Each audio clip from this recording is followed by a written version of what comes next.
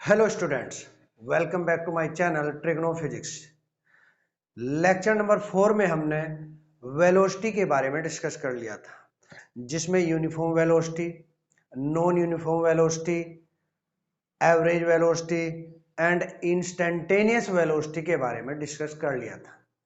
आज हम lecture number 5 में uniform motion in a straight line इसके बारे में स्टडी करते हैं। Uniform motion in a straight line क्या होता है? देखिए, an object is said to be in uniform motion. कोई भी ऑब्जेक्ट जो है यूनिफॉर्म मोशन में तभी कही जाती है if its velocity undergoes equal displacements in equal intervals of time. यानी कोई भी ऑब्जेक्ट जो है यूनिफॉर्म मोशन में तभी कही जाती है अगर वो इक्वल इंटरवल टाइम में जो है इक्वल डिस्प्लेसमेंट कवर अप करती है, तभी जाकर के वो ऑब्जेक्ट जो है यूनिफॉर्म मोशन में कही जाती है। अब इसके लिए क्या है? Consider an object moving with uniform velocity v। कोई भी ऑब्जेक्ट जो है वो यूनिफॉर्म वेलोसिटी v से क्या है, मूव कर रही है अलोंग ए स्ट्रेट लाइन OX। एक स्ट्रेट लाइन OX के अलोंग मूव कर रही है। फॉर एग्जांपल, जैसे देख लिया आपने, यहां पर आपने OX एक स्ट्रेट लाइन ले ली है, ठीक है। इसी के कोरस्पॉन्डिंग जो है एक ऑब्जेक्ट जो है मूव कर रही है। हमने क्या किया, इसकी दो पोजीशन कंसीडर कर ली, एक A पॉइंट पर और एक B पर। वैसे तो ये मूव कर रही है, किस वेलोसिटी से कर रही है? यूनिफॉर्म वेलोसिटी v से कर रही है। ये कर रही है v वेक्टर से कर रही है, यूनिफॉर्म वेलोसिटी v वेक्टर से। तो हमने क्या किया, इसकी दो पोजीशन जो है कंसीडर कर ली, एक A और एक B। एक मान लीजिए हमने यहां से स्टार्ट किया तो यहां पर जो इसका इनिशियल टाइम था वो 0 था। फिर A पर हमने इसका टाइम t1 कंसीडर कर लिया, t1 कुछ भी हो सकता है। ऐसे ही पॉइंट B पर इसका जो टाइम हमने कंसीडर किया वो t इक्वल टू t2 है। तो यहां इनिशियल पोजीशन से A तक जो डिस्प्लेसमेंट कवर किया है वो है आपका x1 वेक्टर। ऐसे ही B पे जो O से B तक जो डिस्प्लेसमेंट कवर किया है वो है आपका x2 वेक्टर, ठीक है। तो हमें जो है इसमें एक रिलेशन फाइंड आउट करना है। देखिए क्या होता है, हमें निकालना चाह रहे हैं यूनिफॉर्म वेलोसिटी। अब यूनिफॉर्म वेलोसिटी से पहले मैं लिख देता हूं, देखिए ओ ए क्या है, एक डिस्प्लेसमेंट है और वो किसके इक्वल दिया हुआ है? x1 वेक्टर के। ये किस इंस्टेंट पर है, किस टाइम पर है? Eight t equal to t1, ठीक है। ऐसे ही जो है OB vector is equal to किसके इक्वल है? x2 वेक्टर के है। ये किस इंस्टेंट पर है? ये t2 पर है, ठीक है। हम यहां से वेलोसिटी फाइंड आउट करना चाह रहे हैं। देखिए, वेलोसिटी का जो फॉर्मूला होता है ये होता है velocity is equal to displacement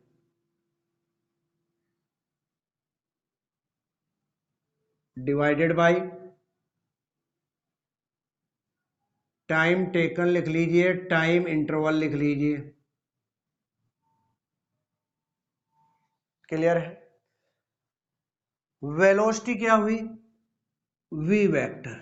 displacement, देखिए हमने दो ही पोजीशन कंसीडर की है, A और B। ऑब्जेक्ट जो है यहां से डिस्प्लेस होकर के यहां पहुंच गई, तो जो डिस्प्लेसमेंट हो गया वो हो गया AB वेक्टर।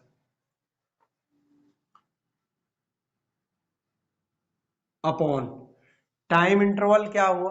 देखिए यहां तक का टाइम क्या है? t1 है। यहां तक का टोटल टाइम क्या है? यहां से यहां तक जो टाइम लिया है वो t2 है। तो ये इंटरवल जो मिला टाइम इंटरवल ये हो गया t2 माइनस t1, ये हुआ। तो ये यहां पर आ गया है t2 माइनस t1, ठीक है। अब इसको v vector is equal to, अच्छा ए बी डिस्प्लेसमेंट आपको निकालना है, ए बी वेक्टर, तो आप इसको निकाल सकते हो O B vector minus O A vector. ये लिख सकते हो आप O B vector minus O A vector divided by T2 minus T1। अब ओ बी वैक्टर क्या है? ओ बी वैक्टर आपने लिख रखा है x2 वैक्टर, यानी डिस्प्लेसमेंट जो है x2 है, और ओ ए क्या है? x1 vector upon T2 minus T1। अगर कोई भी ऑब्जेक्ट एक स्ट्रेट लाइन पर मूव कर रही है और वो स्ट्रेट लाइन जो है अलोंग ओ एक्स है, और उसके जो डिस्प्लेसमेंट्स हैं वो एक तो आपका x1 वेक्टर हुआ, एक x2 वेक्टर हुआ है, t1 टाइम पर जो है इतना है, t2 पर इतना है, तो वहां जो वेलोसिटी के लिए आपने रिलेशन फाइंड आउट किया है वो रिलेशन ये होगा v vector is equal to x2 vector minus x1 vector upon t2 minus t1। तो यहां से क्या कंक्लूजन निकलता है वो कंक्लूजन मैं आपको नोट कराता हूं। देखिए कंक्लूजन क्या है, इस जो रिलेशन है इससे क्या कंक्लूजन निकला हो देखिए। Following points are true for uniform motion. ये 5 पॉइंट जो है इस पर कंक्लूजन निकाल करके बताए गए हैं। अब क्या है वो देखिए। For a uniform motion along A straight line in a given direction the magnitude of displacement is equal to the actual distance covered by object। मतलब क्या है कि अगर कोई भी ऑब्जेक्ट जो है वो यूनिफॉर्म मोशन में स्ट्रेट लाइन के अलोंग, ये मेन स्टेप है, स्ट्रेट लाइन के अलोंग मूव कर रहा है, तो जितना भी डिस्प्लेसमेंट का मैग्नीट्यूड होगा वो हमेशा एक्चुअल लेंथ के इक्वल होगा, एक्चुअल डिस्टेंस के इक्वल होगा जो भी ऑब्जेक्ट कवर कर रही है। ठीक है, मेन टॉपिक है इसमें, मेन पॉइंट है इसमें स्ट्रेट लाइन। अगर स्ट्रेट लाइन के अकॉर्डिंग कर रहा है, यानी कोई भी पार्टिकल स्ट्रेट लाइन के अकॉर्डिंग जो है मूव कर रहा है, उसकी डायरेक्शन भी दी हुई है, ओ से एक्स की टाइप तरफ जो है मूव कर रहा है, तो इसका मतलब जितनी भी एक्चुअल डिस्टेंस कवर्ड की जाएगी, एक्चुअल डिस्टेंस, तो वही उसका क्या होगा? मैग्नीट्यूड होगा, किसका? डिस्प्लेसमेंट का। हाँ, अगर ये सर्कुलर पाथ पर मूव करता और यहां से चल करके मान लीजिए यहां पर रुक जाता, यहां से चलता और यहां रुक जाता, तब तो आपका जो है डिस्प्लेसमेंट ये बन जाता, लेकिन डिस्प्लेसमेंट ये बन जाता और जो डिस्टेंस है वो पूरी ये हो जाती है। अगर ये ऐसे मूव कर रहा है, ऐसे अगर ये ऐसा मूव कर रहा है सर्कुलर पाथ पर, तो डिस्टेंस तो एक्चुअली ये हो जाती, लेकिन डिस्प्लेसमेंट ये हो जाता, सॉरी ये नहीं, ये वाला ही, ये वाला डिस्प्लेसमेंट हो जाता है। ये जो कोड बनती है ये क्यों? क्योंकि डिस्प्लेसमेंट क्या होता है? फाइनल एंड इनिशियल पोजीशन के बीच की शॉर्टेस्ट डिस्टेंस को बोलते हैं। तो उस केस में ये इसका यहां से यहां तक क्या बन जाता? डिस्प्लेसमेंट बन जाता, लेकिन एक्चुअल डिस्टेंस यही बनती। तो इसलिए अगर हम इसमें बोल रहे हैं कि कोई भी पार्टिकल जो है अगर स्ट्रेट लाइन पर मूव कर रहा है, तो उसका जो डिस्प्लेसमेंट का मैग्नीट्यूड होगा वो हमेशा उसकी एक्चुअल डिस्टेंस के इक्वल होगा जो पार्टिकल ने कवर की है। ठीक है, ये इससे कंक्लूजन निकला है, पहला स्टेप तो ये हुआ। दूसरा है the velocity in uniform motion does not depend upon the time interval. Time interval जो है चाहे कुछ भी रहा हो, लेकिन वेलोसिटी जो है इस टाइम इंटरवल पर डिपेंड नहीं करती, चाहे वो टाइम कम रहा हो ज्यादा रहा हो।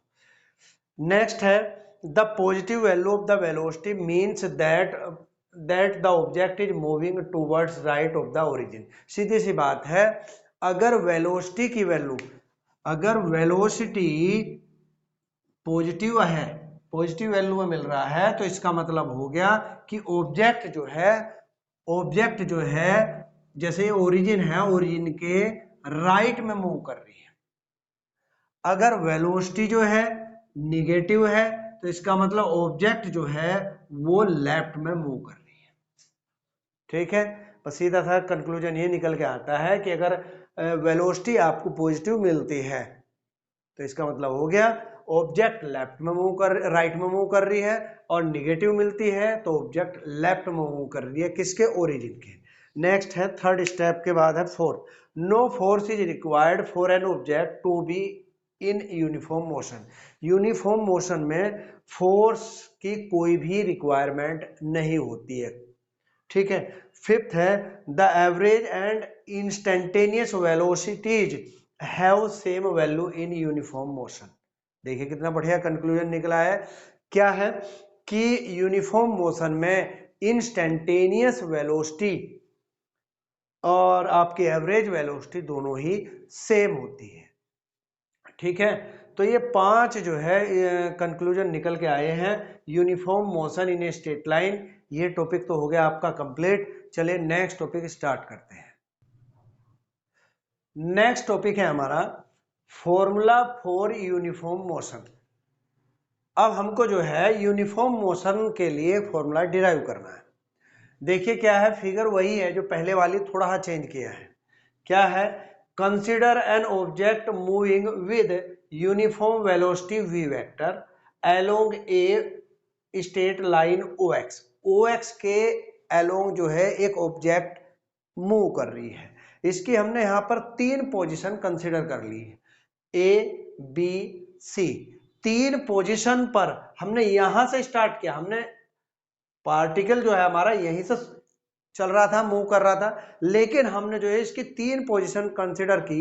यहां से हमने अपना इनिशियल टाइम ले लिया। हमने एज्यूम करा कि हमारा जो पार्टिकल है यहां इसका इनिशियल टाइम क्या है, t इक्वल टू 0। तब तक इसने जो डिस्प्लेसमेंट जो है कवर कर लिया था वो आपका OA वेक्टर था, यानी x नोट वेक्टर। और t इक्वल टू t1 पर जब यहां से यहां तक पहुंचा, इसका टाइम t1 हुआ, तब इसकी जो पोजीशन थी वो x1 वेक्टर थी, यानी OB वेक्टर थी। और जब ये पॉइंट C पर पहुंचा तब इसकी जो पोजीशन है वो x2 वेक्टर थी। तो हम इसके बीच में जो एक रिलेशन डिराइव कर रहे हैं, एक फॉर्मूला डिराइव कर रहे हैं। देखिए कैसे करते हैं। पहले तो वही लिख देते हैं। इसमें मैंने इन पोजीशंस का नाम नहीं दिया, आप चाहे तो लिख सकते हैं कि t इक्वल टू 0 पर पोजीशन ये है और इस पर ये है। इसको मैं मैथमेटिकली लिख रहा हूँ, न कि लैंग्वेज में लिख रहा हूँ। देखिए क्या है, OA vector is equal to x naught vector. कब है, एट t इक्वल टू 0 पर है। OB वेक्टर जो है, इसकी जो पोजीशन है, जो इसका डिस्प्लेसमेंट है वो x1 वेक्टर है। ये कब है, t इक्वल टू t1 पर। नेक्स्ट है OC vector is equal to x2। ये कब है, eight t equal to t2, इस टाइम पर है। ठीक है, हम क्या करते हैं, यहां से AB वेक्टर को फाइंड आउट कर रहे हैं। अगर आप देखें AB वेक्टर को क्या लिख सकते हो आप, AB वेक्टर। अब AB वेक्टर को हम कैसे लिखेंगे, देखिए पार्टिकल जो मूव कर रहा है v वेलोसिटी से मूव कर रहा है। टाइम इसने यहां से यहां तक कितना टाइम लिया है, t1 लिया है। तो अगर हम फॉर्मूला लगाते हैं, velocity is equal to displacement upon time. अगर हम ये वाला फॉर्मूला लगाते हैं, उसके कोरस्पॉन्डिंग जो डिस्प्लेसमेंट है, या चलिए मैं लिख देता हूं यहां पर, displacement is equal to velocity into time taken. ठीक है, अब डिस्प्लेसमेंट आपने लिया है AB वेक्टर। AB वेक्टर तक टाइम जो लिया गया, वेलोसिटी क्या है, यूनिफॉर्म वेलोसिटी है v, और टाइम कितना हुआ, t1। ये आ गया। सिमिलरली आप BC के लिए लिख लीजिए, BC वेक्टर। BC के लिए वेलोसिटी सेम वही है, क्योंकि यूनिफॉर्म मोशन में मूव कर रही है ऑब्जेक्ट, और टाइम उसने कितना लिया है, t2 लिया है। क्लियर है यहाँ तक, कोई प्रॉब्लम है।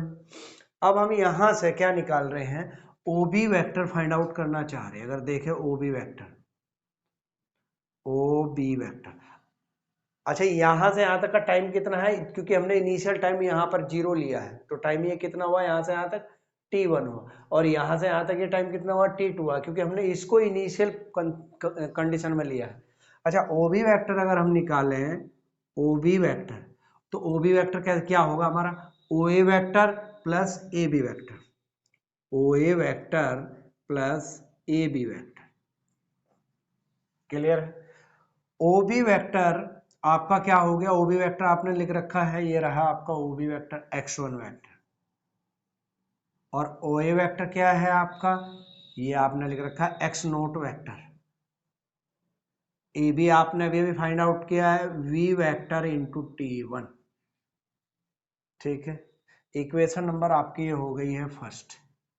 अगर आप इसी तरीके से ओसी वेक्टर फाइंड आउट करते हैं, OC is equal to O A vector, OC OC is equal to आपका हो गया O A plus, sorry O B plus, क्या बनेगा या ओ ए प्लस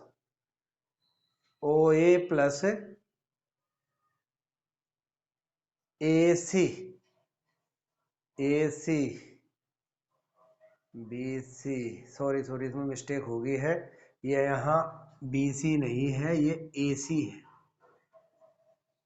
ए सी, क्योंकि हमारा इनिशियल टाइम ये है, ए सी डिस्प्लेसमेंट हम निकाल रहे हैं, तो ए सी क्या होगा आपका, टाइम यहीं से कंसीडर किया जा रहा है। अगर आप बी सी निकालेंगे फिर T2 माइनस T1 होगा, ये T2 माइनस T1, तो थोड़ी सी मिस्टेक हो गई थी, ये ए सी वेक्टर हो गया है, यानी यहाँ से यहाँ तक का डिस्प्लेसमेंट क्या हो गया है, वेलोसिटी इनटू टाइम। वेलोसिटी क्या हुई आपकी v, और टाइम यहाँ से यहाँ तक का T2 है, क्योंकि ये इनिशियल टाइम कंसिडर कर रखा है, तो ये थोड़ा सा ठीक कर लेना, ये हो गया v इंटू T2, ठीक है। तो OC वेक्टर इसी के कोरस्पॉन्डिंग क्या होगा, OC इज इक्वल टू हो गया आपका OA plus AC vector, OC vector is equal to OA आपका x नोट हुआ है, और AC हो गया आपका V vector into T2, equation number 2। हम इन दोनों को सिंप्लीफाई कर रहे हैं, तो सिंप्लीफाई करने के लिए क्या करते हैं, इसको इसके OC की वैल्यू भी रख दीजिए। OC की वैल्यू क्या हुई, OC की वैल्यू होगी x2 वेक्टर। अब इनको दोनों को सिंप्लीफाई कर रहे हैं, तो इक्वेशन नंबर फर्स्ट को जो है इक्वेशन नंबर 2 के नीचे नोट कर दीजिए आप, v vector into T1, equation number first. अब इसको क्या करते हैं, हम माइनस कर देते हैं। सब्ट्रैक्ट जब आप करोगे तो x4 note vector cancel out हो जाएगा, तो ये बनेगा आपका x2 vector minus x1 vector is equal to v vector T2 minus T1, ये आपने कॉमन ले लिया, यानी आ गया है x2 vector minus x1 vector is equal to v vector into T2 minus T1, और यहाँ से अगर आप x2 वेक्टर फाइंड आउट करोगे तो ये आएगा x1 vector plus v vector into T2 minus T1, ठीक है। तो ये जो हो गया है फॉर्मूला डिराइव हो गया है, फॉर्मूला फॉर यूनिफॉर्म मोशन। था क्या, इसमें एक ऑब्जेक्ट थी जो है पॉइंट O से मूव कर रही थी, और वो जो है OX के अलोंग यूनिफॉर्म मोशन में वेलोसिटी v से मूव कर रही थी। हमने इसकी 3 पोजीशन कंसीडर करी, A B C। हमने A पोजीशन को इनिशियली ले लिया, यहाँ से मान लिया कि यहाँ से स्टार्ट हुई है, इसलिए वहाँ टाइम t इक्वल टू 0 हुआ, यहाँ B पर t इक्वल टू T1, और C पोजीशन पर जो है time t equal to T2 हो गया। तो पोजीशन ये वाली जो उसने पहले से कवर कर ली थी, इसको हमने इनिशियली लिया, यहाँ तक की कवर कर ली थी उसने, एक्स नोट डिस्प्लेसमेंट कवर कर लिया था, यहाँ तक पोजीशन जो कवर की थी वो आपकी x1 नोट है, x2 है, फिर हमने इसके अकॉर्डिंग जो है पोजीशन से हम मेंशन कर दी इसकी। फिर हमने यहाँ फॉर्मूला लगा दिया, displacement is equal to velocity into time taken, यहाँ से ए बी वेक्टर निकाल लिया, ए बी क्या हुआ v इंटू T1, यानी ए बी क्या है, यहाँ से यहाँ तक का डिस्प्लेसमेंट क्या हुई, वेलोसिटी इनटू टाइम यानी T1।